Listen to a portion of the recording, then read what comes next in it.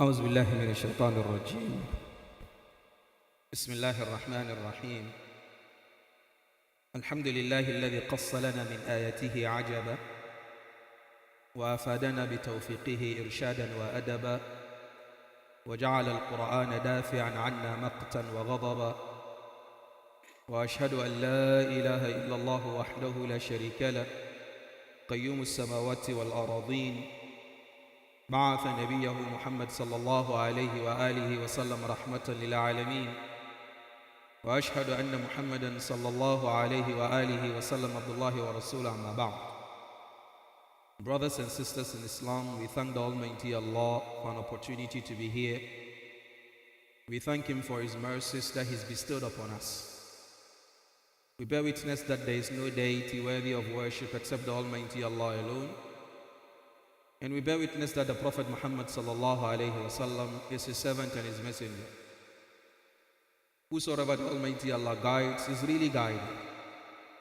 And anybody who goes astray has nobody to blame but themselves. Today, I believe, is a Sunday, the 12th or the 13th of Rab Awwal, 1446 years after the hijrah of the Prophet Muhammad sallallahu alayhi wa sallam, which corresponds with the 15th day, of September 2024. We just finished Salat al-Isha. The fact that we have been able to come to the masjid to pray Salat al-Isha, wallahi, it's a gift from the Almighty Allah. It is not through our own making, it's not through our own, efforts, but it's just merely a gift from the Almighty Allah. And we need to thank the Almighty Allah for that. And that is the main purpose why the Almighty Allah created us, for us to come to the Dunya to build that covenant, that relationship with the Almighty Allah. It's also an honor and a privilege to be here. The last time I was in this masjid, just passing through, was around 2019. Just came, prayed Zuhur, was visiting some family and friends. But this time around, the Almighty Allah has willed that we come in, meet brothers, and share a bit of words of advice for myself first, before you people who are here to listen to us.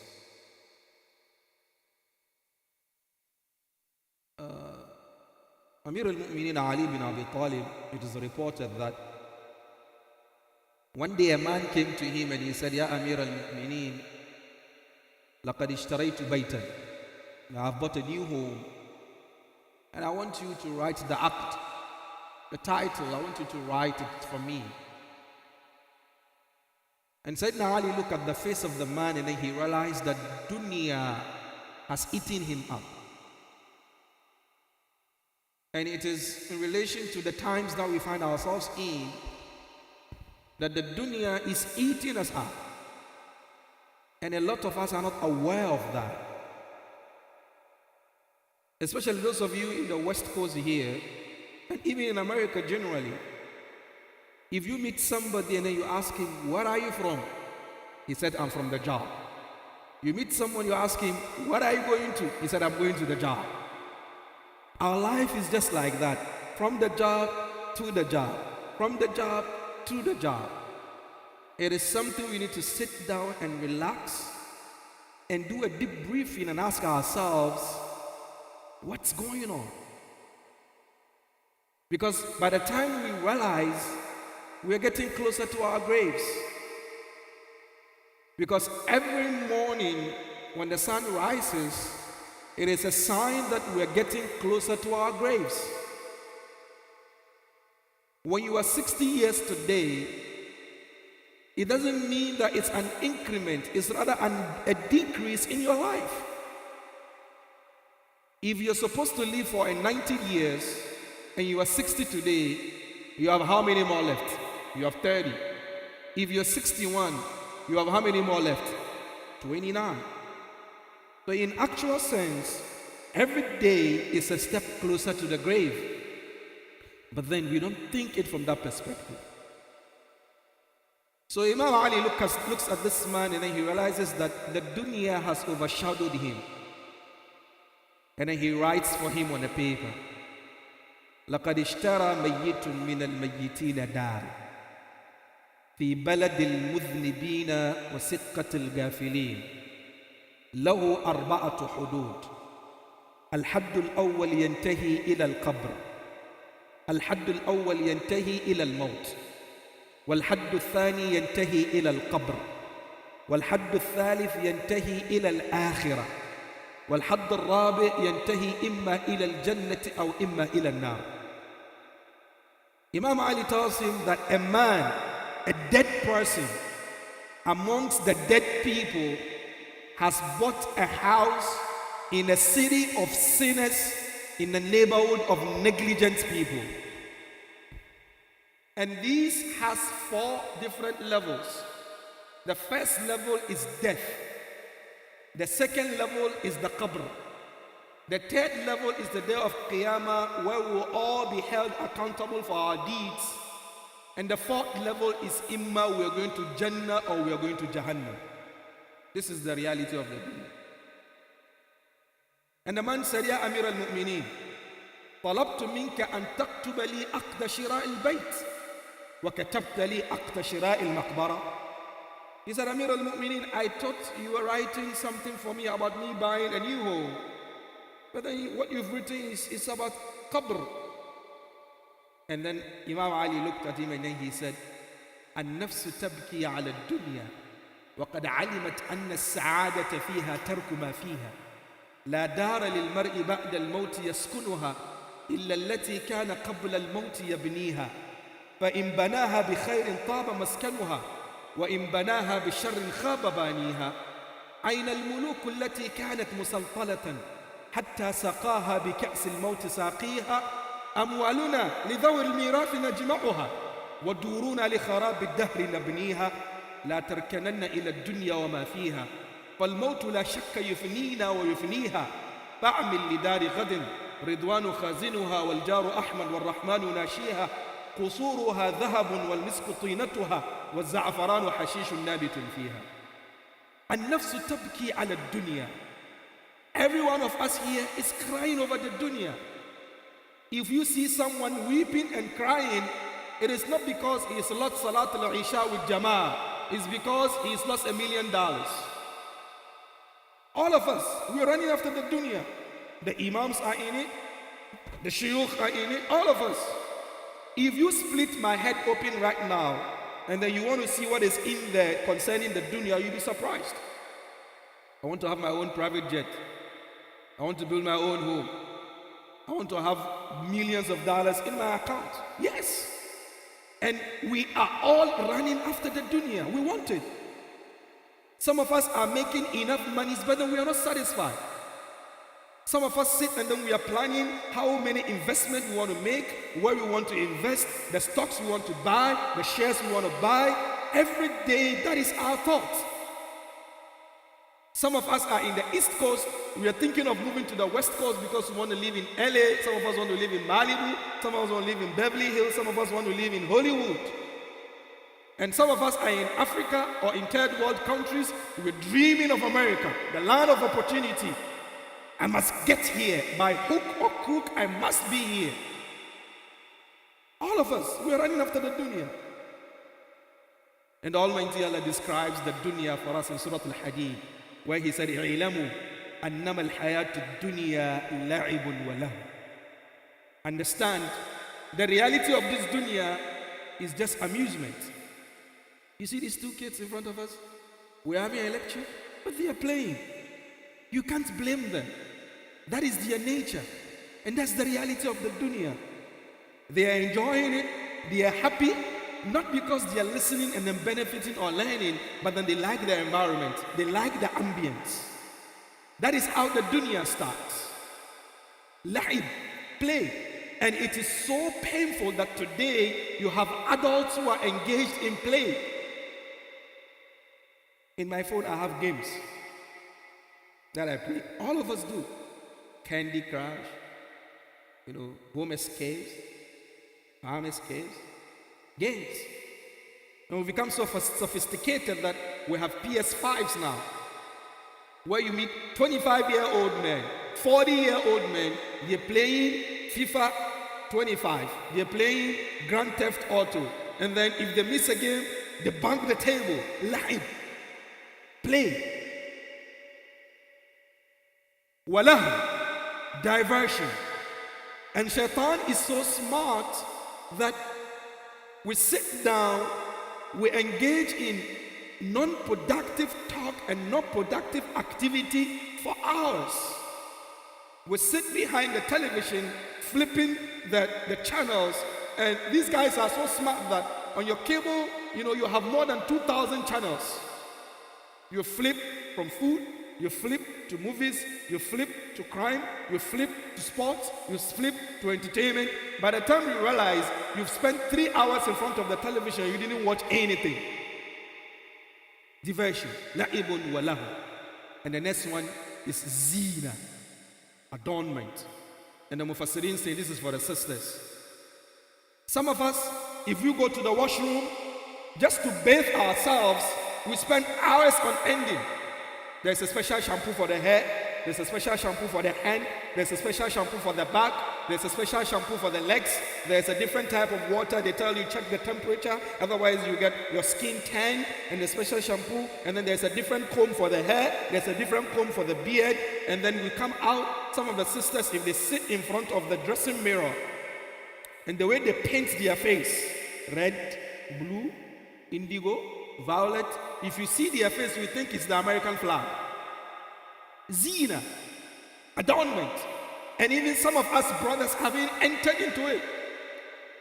We all want to look good. Some of us will go to look for, designer words to put, go to the shops. No, for me, I only shop at, Kohl's.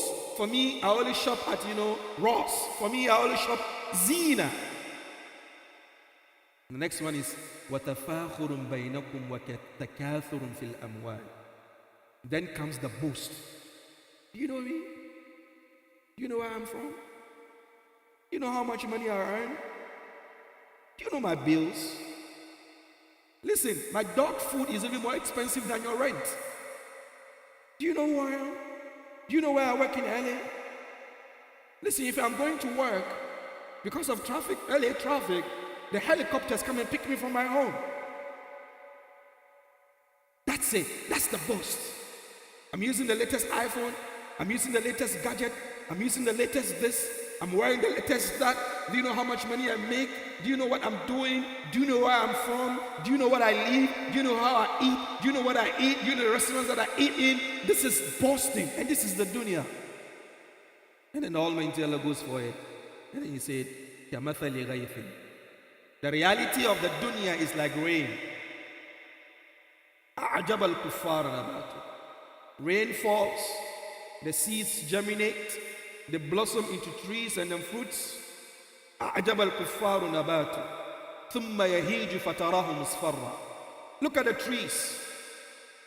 When it's winter, they wither, they die. The leaves fall off, they turn yellow, they are crushed, and then that's it. It's gone. And then the cycle begins, and that's the dunya. We have our fathers here. Excuse me if I'm going to use my father here as an example. 20, 30 years ago, very strong, energetic. But today, he's sitting in a wheelchair. What this tells me and you is that tomorrow we will find ourselves in his situation, because that is the reality of the dunya. We are born as babies. We crawl, we cry, we start putting one foot after the other. We know how to run. Then from then onwards, we become older. We start seeing gray hair, and then we start feeling backache. We start feeling knee aches. Going to sujood is a problem. Coming from sujood is a problem. That is the reality of the dunya. We get to an age, the doctors tell us, don't eat sugar, don't eat salt, don't eat pepper, don't eat meat, don't eat eggs, don't eat fish. What is there left for you to eat? Eat grass. That is the reality of the dunya. Today it's you. You're powerful. You're strong. You have the energy to run around. Tomorrow is not going to be the same. النفس تبكي على الدنيا. We're all crying after the dunya. We're all running after the dunya. We all want pay rises. We all want beautiful homes. We want to ride luxurious cars. Let me tell you a joke. In Philadelphia, the Ubers, they are normally Camrys and Corollas. When I came to LA, your Ubers are Teslas. I'm like, whoa, this is an upgrade, man. That is the reality of the dunya. All of us are running after it. But then, we all know أن السعادة فيها ترك ما فيها. That getting success in the dunya is just leaving the dunya. لا دار للمرء بعد الموت يسكنها. You don't have any hope that you're going to live in after death إلا الذي كان قبل الموت يبنيها, except the home that you built before you die. After death, and death is a reality. Whether you like it or not, you're going to die. And listen, I'm not here to scare you. I'm telling you the fact. Whether you like it or not, you will die. But then the frightening thing about death is, when is it going to come? Where will it find you? What is your preparation? And the Almighty Allah tells us this in the Quran. يَا أَيُّهَا الَّذِينَ آمَنُوا اتَّقُوا اللَّهَ وَلْتَنْظُرْ نَفْسٌ مَا قَدَّمَتْ لِغَدٍ.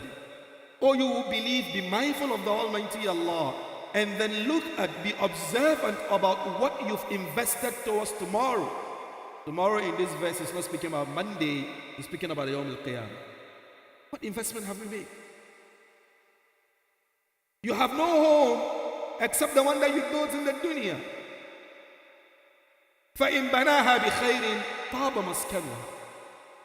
If you build your home of the akhirah with good deeds, you're going to enjoy that home. وَإِن بَنَاهَا بِشَرٍ خَابَ بَنِيهَا. But if you build that home with evil deeds, then you are in for a tough time. My brothers and sisters, our home is the grave, not the houses you have here. Your real home, where you must prepare, where you must do the decor very well, where you must get that driveway that you want, where you want to have those beautiful couches, where you want to have that beautiful running water, it's the grave, not the homes that you have here. So if you want to have some peace and tranquility and some luxury, prepare it in the grave, not in the dunya. A young man came to the city of Basra, and then he met Ibrahim al-Adham. And then he said, Ya Shaykh, Ayn al-Amal. Shaykh, where's the new neighborhood that people want to move to, people are moving to? Where is the Malibu and the Hollywood? Where is it? And the Shaykh said, come with me.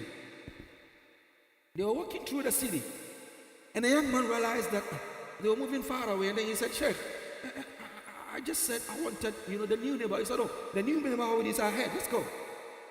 They kept on walking, and he said, oh, Sheikh, because he realized that they were leaving the city, they were just entering into the wild, and he said, Sheikh, where is the new home? He said, the new neighborhood is ahead.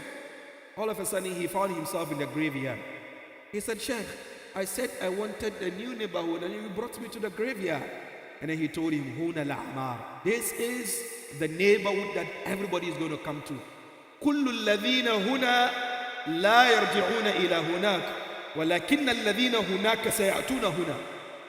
You see all those people over there, all of them are coming here, but nobody here is leaving and going back. So if you want a place to stay, if you want a place to adorn, if you want a place to make cozy and beautiful and relaxing, prepare that in your grave. The Prophet Muhammad sallallahu alaihi wasallam lived for only 63 years. But then he's been in the grave for more than 1400 years. That's the Prophet Muhammad sallallahu alaihi wasallam. My question to you and I today, when we die today and then we are buried, the kind of ibadah, the kind of worship we do, are we sure it's going to be a source of guarantee, a source of insurance for us in the grave for 500 years? The way we worship Allah today, the way we pray, Allah,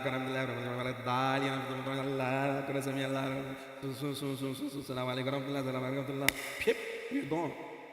Why? There's money outside early. I'm going to get the money. Right after Salah, even our adhkar.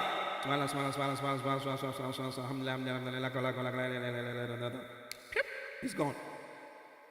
That is what we do.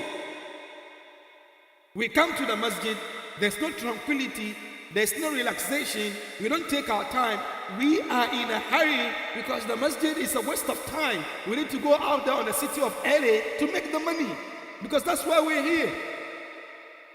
That's why we're here. We're here to make the money, so the masjid is a part-time job for us. So we just come into the masjid, and especially if the imam reads a long verse in the salah, that is why you hear us chuckling.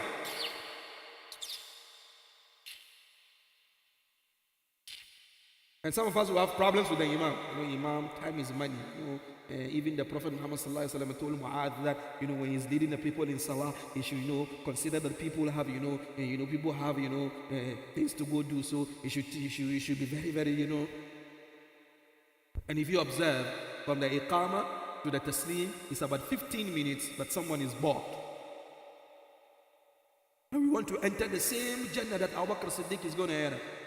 We want to enter the same Jannah that Umar ibn Khattab and the likes are going to enter. But then our relationship with the Almighty Allah is so weak. We are only dunya minded. We only fill our minds with the dunya. But in reality, the dunya is so short. It's shorter than short. Some of the scholars, of Tawheed, they made an analogy. They said when a baby is born, the adhan is recited in the ears of the baby. This hadith is found in Sunan al-Tirmidhi. But then there's no salah, right or wrong? It's right. There's adhan, but there's no salah. But then when we die, there is salah, but there's no adhan. When we are born, there is adhan, but there's no salah. The hadith of adhan and iqamah is weak. The hadith of adhan is the authentic one. So there is adhan, but there's no salah. But then when we die, there is salah, but there is no adhan. What it means is that our life in this dunya is so short that it is compared to the time between the adhan and the takbirat al-ihram. How many minutes? 5 minutes? 10 minutes?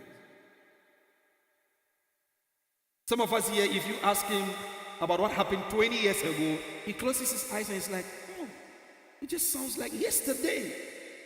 But it's been 20 years. That's how short of a time we have to live here in the dunya.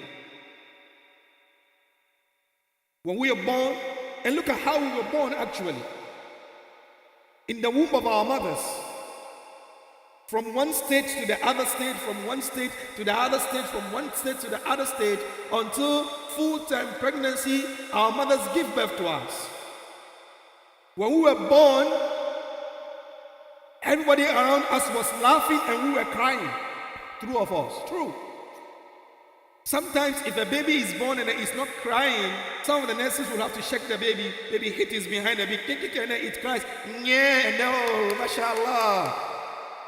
يا ابن آدم أنت الذي ولدتك أمك باكيا والناس حولك يضحكون سرورا تعمد إلى أمل إذا بكوا في يوم موتك أنت ضاحكا مسرورا.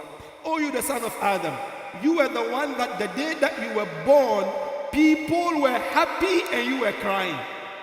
Now, try as much as possible that the day that you die, they should cry and then you are happy. If you come to the dunya crying and people are happy, and you leave the dunya crying and people are happy, then what has been the benefit of you coming to the dunya? So when you cry and they are happy, make sure the day that you die, you are happy and they are crying. When we are born, we are being held like this. Very weak. Our bones are not formed yet. We only left to lie on our backs.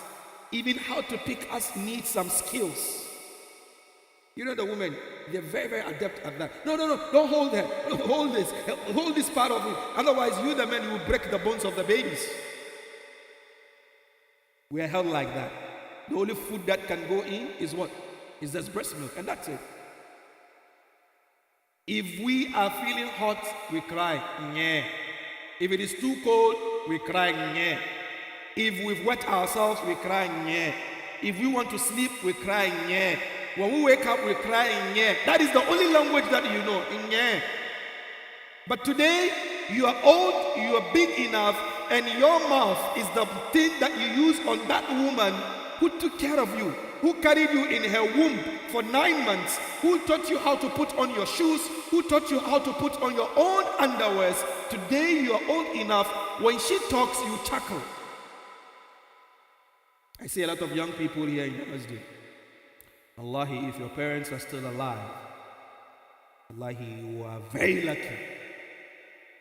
If your mom and your dad are still alive, wallahi, you are the luckiest person alive. Listen, even if your parents are not Muslims, وَصَاحِبُهُمَا فِي الدُّنْيَا مَعْرُوفًا, live with them with goodness in the dunya. We cry. We're now old enough. We grow up. We get to the old age. And then it is time for us to depart. Death is a certain thing. But then the most uncertain thing in the dunya is when death is going to come. Death is the most certain thing in the dunya. All of us know it. But then the most uncertain thing is when it's going to come. Wallahi, don't be surprised that in this lecture, I just go this and that's it. I'm gone. We've seen videos of imams mount the mimbar and in the khutbah they die and they are buried. They go. Because you don't know what time is going to come. You don't know how it's going to come. You don't know where it's going to come. That is why it's very, very important that you pack your bags and baggages waiting for the akhirah. تزود من التقوى فإنك لا تدري إذا جن الليل هل تعيش إلى الفجر فكم من فتى أصبح وأمسى ضاحكا وقد نسجت أكفانه وهو لا يدري وكم من عروس زينوها لزوجها وقد قبضت أرواحهم ليلة القدر وكم من صغار يرتجى طول عمرهم وقد أدخلت أجسادهم ظلمة القبر وكم من صحيح مات من غير علة وكم من سقيم عاش حين من الدهر. None of us here right now is guaranteed exiting the masjid. Wallahi, none of us. Malakul Maut could be waiting for me in the parking lot. Finish lecture, going home, just opening the door of the car, you see the sheikh just like this. Oh no, what's happening to the sheikh? Hold him, hold him. Let's dial 911. Let's try to see if you can resuscitate him. Let's do whatever. The guys come in, they pick me, poof, poof, poof. Then on arrival, that's it. You only call the people in Philadelphia and tell them, brothers, the sheikh came to deliver a lecture and then he's dead. Okay, what's going to happen to him? Bury him in California. That's it. This is where he died. And that's it. فَإِنَّكَ لَا تَدْرِي إِذَا جَنَّ اللَّيْلُ هَلْ تَعِيشُ إِلَى الْفَجْرِ.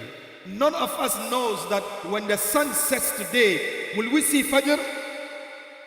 فَكَمْ مِنْ فَتَى أَصْبَحَ وَأَمْسَى ضَاحِكًا. How many young people, they are happy, they are smiling, they have hopes for the future.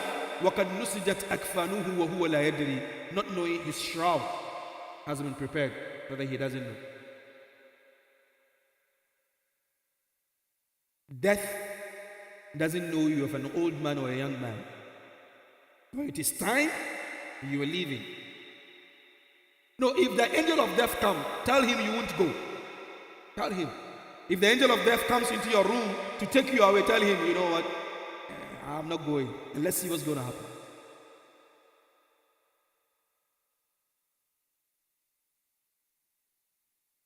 When we die, we are laid there on the floor or on our beds. Now, we're going to think of how to prepare our body. You are the one who takes off your own clothes. That day, someone else is going to take off those clothes of you. We'll close your closet because the clothes in the closet, you're not wearing them that day. No, they're done. You are the one who entered the washroom yourself to wash yourself. That day, someone else is going to wash you. And that person has to put on some gloves because you become toxic. You could infect him or her. You are the one who uses that $2,000 perfume or cologne. You are the one who uses that $500 shampoo. Your sponge is customized. Your washroom is different. But today, we just find a table like this, take off all your clothes, just find a towel to just cover your privacy. And the first thing we try to do is we press your tummy so that anything that is remaining in there will come out. The piss, the feces, we press them. We want to make sure that everything is clear. That's you. When people talk, you don't listen. When you're being advised, you feel you're big. Today, you are lying there. Where is your power? Where is your energy? Where is your influence? You are dead. You can't talk.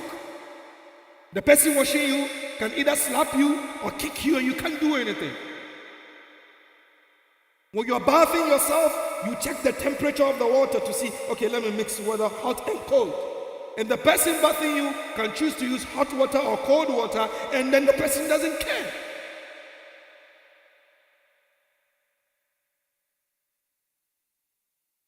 That is you. That is who you are.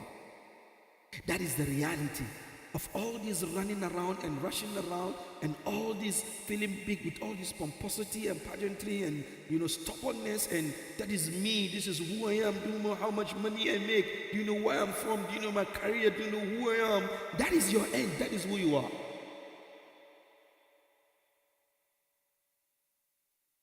If it is so serious, we look for cotton wool and stuff it in your nose because there might be some fluid coming out of your nose and that fluid is smelling, it's bad. You stuff it in your nose and stuff it in your ears. With all due respect, we stuff it underneath you, push it inside.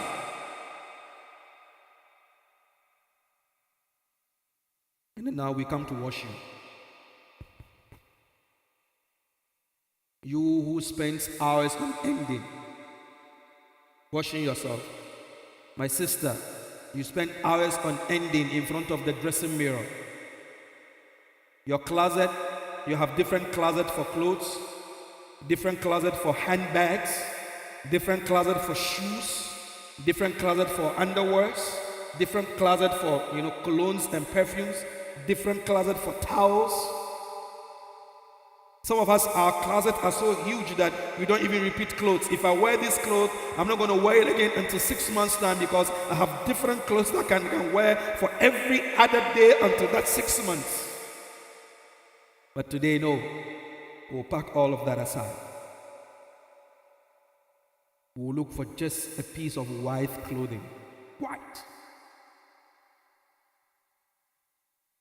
That's what we're going to look for. And we'll wrap you in that clothing same way we wrap shawarma. If you've never seen it before, when you go to the restaurant, ask for shawarma. You say the way the shawarma is wrapped, that's how we wrap you.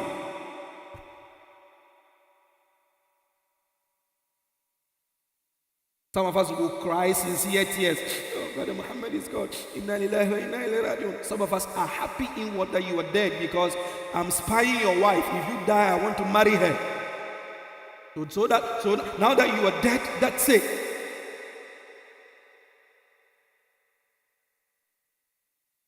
Some of your kids are happy that you are dying because you're wasting time. You have the money, you're not spending it on their education, they are not having anything from the money, so they are happy you are dead. Let him go. Let him go. Wallahi, we witnessed a janaza back home. When the man died, some of the shuyukh said to the kids, why don't you take something out of the estate that your father has left and do some charity work with it? Maybe build a mosque, dig a well, and stuff like that. One of the kids said, no, we are not going to do that. When he was alive, he could have done that. He didn't do it. The money is not ours. We do with it whatever we want. Yes. And you can't force that. The wealth that you have today, that you are alive, put it in the path of the Almighty Allah. Because when you die and then you depart and then you leave that wealth, you will not be able to use it. But then you will be questioned about every dime and every cent that you were able to amass. We wash you, we wrap you, we carry you. Where do we take you? We take you outside the city. We dig up the earth. Your bed is double king size. When you're sleeping, you can roll and roll and roll and roll and roll until you get to the other end. And then you roll and roll and roll and roll and roll and come back. That's your bed. Some of your bedrooms are so huge that you can put 5 or 6 beds in those rooms. Some of you, your washrooms, your bathrooms are so big, they are bigger than some people's bedrooms.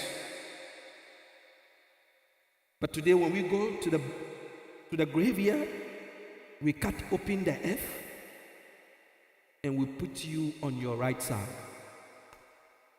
It's so small that you can't turn. I don't know how you bury here in America or here in LA, but in Philly, when we bury you, the hole is not big like this. No. We put you in it, and someone will say, no, let's get a stone to choke his head, because your head is dangling. Just to make it, stable. Put your head there. Then we cover it. Your best friend is the one who's going to say, I think there's a hole here, cover it. Cover it. I think there's you've not put earth here, put the earth here, cover it. Your best friend. After we cover it, that is where you're going to stay until the day of Qiyamah. That is where you need to put in the decor. That is where you need to put in the air conditioner. That is where you need to put in whatever luxuries. That is the place. Not here in the dunya. Here in the dunya, it's a fleeting fantasy. It's going to end. Whether you like it or not. Whatever you've amassed, you're leaving it behind. What are you supposed to do? Make sure you use your time, your energy, and your resources in getting closer to the Almighty Allah, because that is yours. If you do not use that time efficiently, if you don't use that resource efficiently, then your coming to the dunya, with all due respect, has not been beneficial. My message to myself today, and to you guys that are listening, is that let's make sure that the dunya doesn't sweep us away. Let's make sure that we are smart and we are alert. Imam al-Nawawi in his Riyadh al-Salihin, in the foreword or the Muqaddimah, he brings a couple of couplets there where he said, Inna lillahi ibadan futana talaqu dunya wa khafu al-fitana نظروا فيها فلما علموا أنها ليست لحي وطنا جعلوها لجة واتخذوا صالح الأعمال فيها سفنا. Inna lillahi ibadan futana. Verily, the Almighty Allah has some very smart servants. Talaqu dunya. They divorce the dunya. Same way couples divorce. Married people say, I no longer like you, I no longer love you, I don't want to live with you. The smart people, the smart servants of the Almighty Allah, they break away from the dunya, they divorce the dunya. Why? وَخَافُوا الْفِتَنَةِ. They are concerned about the fitna in this dunya. My brothers and sisters, what is there in this dunya apart from fitna? Apart from fitna, what is there in this dunya? And it doesn't matter wherever you are. You could be in a Muslim nation, you could be in a non-Muslim nation. There's fitna. Look at the globe today. What is there? It's only fitna. Fitna, fitna. نظروا فيها. They did a very comprehensive study of the dunya. فلما علموا أنها ليست لحي وطنا. When they realized that the dunya is not a place for the living to stay, جعلوها لجة. They turned the dunya as a huge ocean. واتخذوا صالح الأعمال فيها سفنا. And then they turned their good deeds as ships and cruisers, just to what? Navigate the waters of the dunya.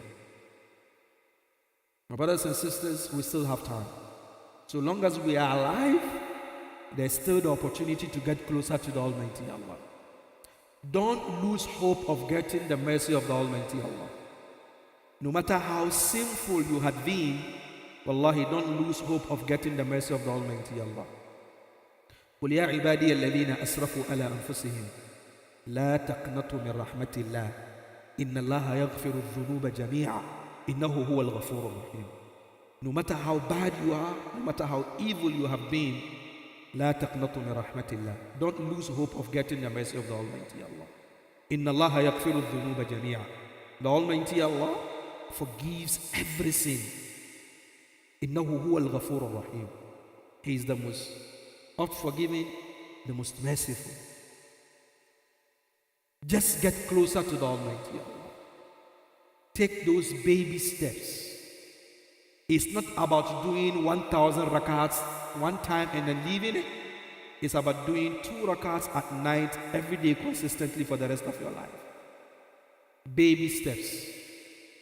Our iman levels are not going to be the same. I'm the one sitting here giving the class, but definitely there is someone here who is more knowledgeable than I am, who is more closer to the Almighty Allah. It's not possible that I'm the one here more knowledgeable than all of you and more pious. It's not possible. So build on that, those baby steps. The Almighty Allah is interested in quality and not quantity. It's about the quality of the ibadah and not the quantity that you are putting in. My final words for us, Al-Hasan al-Basri was in the class teaching, and a man comes in and he says, Ya Taqiyuddin, I want to get married. And he's tough. Al-Hasan told him, Alayka bi-istighfar. Go and do istighfar. In the same sitting, another comes in and he says, Ya Taqiyuddin, I'm married, but there are no kids. He said, istighfar. Another man comes in and says, Ya Taqiyuddin, I'm a businessman. And then, the economy is very, very tough. He said, istighfar. Another man comes and says, Ya Taqiyuddin, I'm a farmer, but there are no rains. He said, istighfar. Another man comes and says, Ya Taqiyuddin, I'm a traveler, but then the roads are not safe. He said, istighfar. After these people had left, the students were like, Ya Sheikh, all these people came with different problems and illnesses, but you gave all of them Tylenol. Anyway, I'm not advertising for Tylenol. What happened? He said, haven't you people read the Quran? And the Almighty Allah said, فَقُلْتُ اسْتَغْفِرُوا رَبَّكُمْ إِنَّهُ كَانَ غَفَّارًا يُرْسِلِ السَّمَاءَ عَلَيْكُمْ مِدْرَارًا وَيُمْدِدُكُمْ بِأَمْوَالٍ وَبَنِينَ وَيَجْعَلْ لَكُمْ جَنَّاتٍ وَيَجْعَلْ لَكُمْ أَنْهَارًا مَا لَكُمْ لَا تَرْجُونَ لِلَّهِ وَقَارًا. When we do istighfar, the Almighty Allah forgives us our sins. When we do istighfar, the Almighty Allah sends down rain. When we do istighfar, the Almighty Allah gives us children. When we do istighfar, the Almighty Allah gives us wealth. When we do istighfar, the Almighty Allah gives us peace and tranquility. Why don't you go back to the Almighty Allah? Someone will say, Sheikh, but we do the istighfar, but it's still the problem. The problem still persists. The problem is that your istighfar itself is problematic. Sayyidina Ali came to the masjid and he found a man doing istighfar the way you and I do istighfar. Sometimes after salah, you look at someone's fingers and they're always doing that tasbih.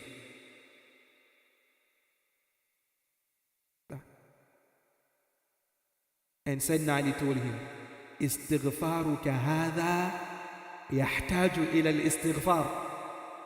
This your istighfar needs istighfar. Let's take our time. Astaghfirullah, astaghfirullah, astaghfirullah. Subhanallah, subhanallah, subhanallah. Imagine you have a case and then you go to the court and you stand in front of the judge to plead your case. Wouldn't you be disciplined? You take your time, you explain.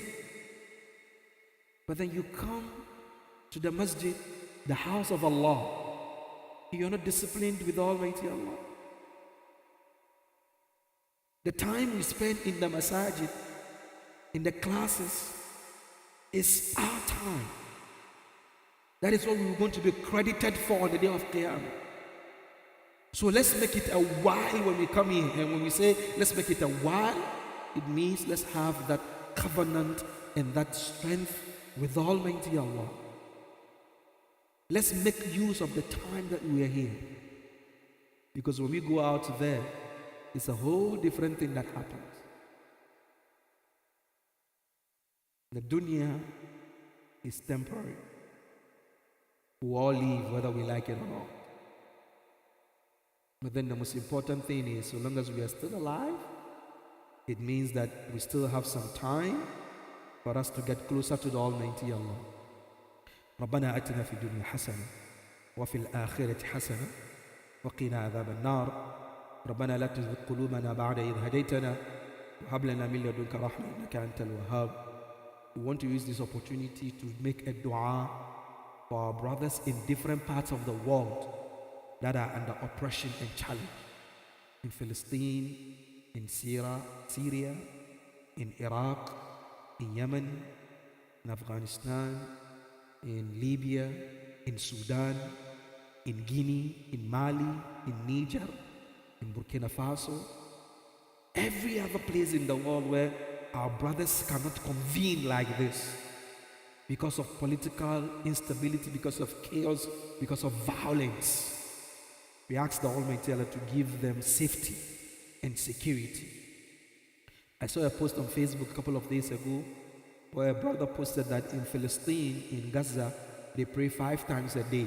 I was like, 5 times a day? It's 6 times a day. 6 times a day, how? And the post went on further to say they pray Fajr, Zuhur, Asr, Maghrib, Isha, and Janazah. Some of us, we've even forgotten the last time we were even involved in a Janazah prayer. But our brothers in other parts of the world are facing that every day. So anytime we do dua, let's not forget about them. That the Almighty Allah gives them peace and safety. And even us in this country, we should also pray that the Almighty Allah gives us peace and security. That we're able to go about our deeds without any problems. And that the Almighty Allah keep our masajid safe. That anybody who has any thought of evil against us, may the Almighty Allah drive him far and far and far away. We ask the Almighty Allah to safeguard our spouses, and we ask the Almighty Allah to safeguard our kids. Let's not forget to remember the young ones in our dua. Fathers and mothers, wallahi, say a dua all the time for your kids. Don't curse them. Wallahi, no matter how unruly they are, wallahi, always say a dua for them. No matter how stubborn they are, say a dua for them. The young people in this country are facing very, very, very serious challenges. There is atheist challenges that they face. There is materialistic challenges that they face. They go out there, you don't know who they meet. In the colleges, in the high schools, who do they interact with on social media? It's a whole different challenge for the young people in this country. So let's say a dua for them, the young people. Let's say a dua for ourselves, that wherever halal sustenance is, may the Almighty Allah grant us it. Wherever haram sustenance is, may the Almighty Allah push it far and far away from us. And may the Almighty Allah grant us the stability in the deen. Let's not also forget our revered brothers and sisters in the deen. For you to have a change of lifestyle is not easy. Let's pray for them that the Almighty Allah keeps them firm And Almighty Allah safeguards them and guides them and keep their hearts bound on the deen, because it's not easy. It's very, very difficult. And let's not forget to say a prayer for this masjid specifically, the management, the imam, everybody who comes in to serve, to put in their efforts, their money, their time. May Almighty Allah bless all of you. ربنا آتنا في الدنيا حسنة وفي الآخرة حسنة وقنا عذاب النار. ربنا لا تزغ قلوبنا بعد إذ هديتنا وهب لنا من لدنك رحمة إنك أنت الوهاب.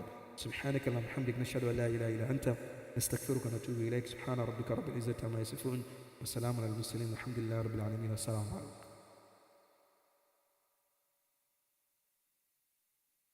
جزاكم الله خيرا.